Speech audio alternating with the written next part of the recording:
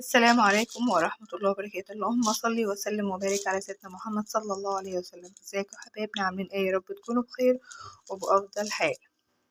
ما تنسوش اللايك والاشتراك وتفعيل زر الجرس، وانزلوا تحت في التعليقات صلوا على حبيب عليه افضل الصلاة والسلام.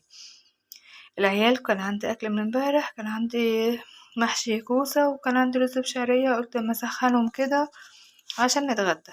ما كلوش، فقلت وانا اسيبهم ولا غدا ولا عشا. والفطار كان شاي بقرص، فقلت لا كفاية كده. انا عندي طبق سجق في الفريزر هما بيحبوه، نطلعه نعمله ونأكلهم. وبعت روجة تجيب عيش، في عيش بلدي يا ربي، هنعمله كده ويبقى ايه، أكلة بسيطة خالص وعشاء بسيط. نقطعه هو متلج كده عشان طبعا هو طري هيتكسر مننا، هنحاول اللي هو فكة زي كده هنقطعها. طلعت لوح تقطيع اللحوم، هعمله بقى اقطعها حتة حتة كده، لقيت الحتة دي متقطعة هعمل على قدها. وهو متلج سهل تقطيعه، لما بتسيبيه يفك بيطرى خالص كده هتعرفي تقطعيه، حتى بيبقى مربوط في بعض وبيتفك عادي بطريقة سهلة. وبرضو ديت هعملها ان شاء الله. ونجيب بقى بصل وطماطم وفلفل ونعمله. كنت عاوزة اعمل بطاطس، قلت لا مش هلحق، هم جعانين، وبصراحة نعمل حاجة على السريع. القطة شم ريحته، قطع دهوت. طبعا قلنا متلج مش هيتهري منك ولا اي حاجة. القطة دي لما بتدخل تشم ريحة حاجة تخربشك في رجلك تبقى توقعك على ظهرك. ريتاش جابت العيش هنسخنه. هنسخنه. نعمل بقى، نطلع طاسة. لقيت الطاسة اللي كنت هعمل فيها حاطين فيها الفشار، فقلت مش مشكلة. طلعت صينية كده اللي هي الصينية الوسط، عملت بصل هنزل بالزيت بقى واقلبه. قبل كده كنت محمرة السجق، لما كنت بعمل البيتزا كنت محمرة السجق بزيت، وحمرته وقلبته ونزلت بالبصل والطماطم والفلفل. المرة دي هنزل بالبصلة والزيت، هنجيب شوية زيت بقى ونولع البوتاجاز ونحمر. وهنا ريتاجة هتساعدني، مثلا بقولها هاتي فلفل هاتي طماطم هاتي مش عارفة ايه، هي اللي هتجيب.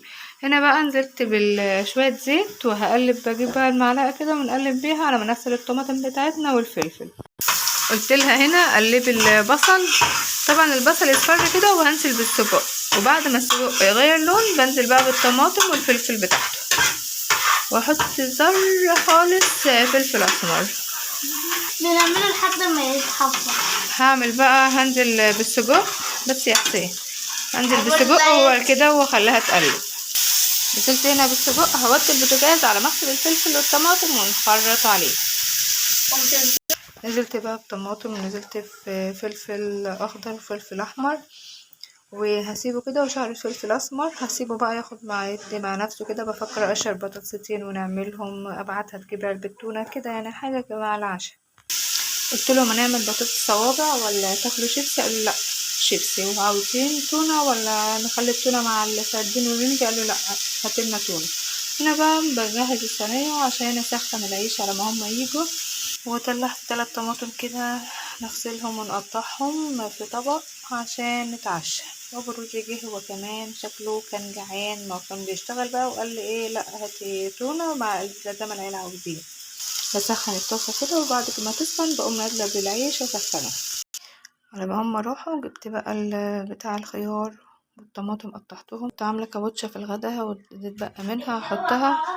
وهنا جبت لهم شيبسي بالشطه، ما مش قالوا مش عاوزين بطاطس، وكنت جايبه شيبسي بالجبنه. بحسب الطبق هياخده، هنحطه بقى في طبق تاني ونفرغ التونه ونحط عليها شويه ملح وكمون وليمونه. اوقات الاول كنت بعمل التونه بصله وطماطم وفلفل، وبصله وطماطم وفلفل ونحط لها ملح وكمون وشويه فلفل اسمر وليمونه. لا دلوقتي هحطها في الطبق على طول ونحط لها ملح وكمون وليمونه وشعرة فلفل اسمر بسيطه. انا بقى طبعا سخنت العيش، وهنا حطيت الشيبس اللي بشطه قلتلكم، والخيار والطماطم والكابوتشا والشيبس الجبنه. هقول لها بقى تطلعي الحاجات دي بره عشان تفضي المطبخ شويه. وهنا طبعا صينيه السجق كده استوت، نوديها على الصينيه هي كمان. فرغت كده البيتين في طبق، والله طلعوا صغننين خالص. يلا خير. حطيت لها فلفل اسمر وكمون، هعصر بقى ليمونه واحطها عليها وكده يبقى عشانه بفضل الله. تعالي قولي لهم، تعالي هنا. انا باللبس ده خلاص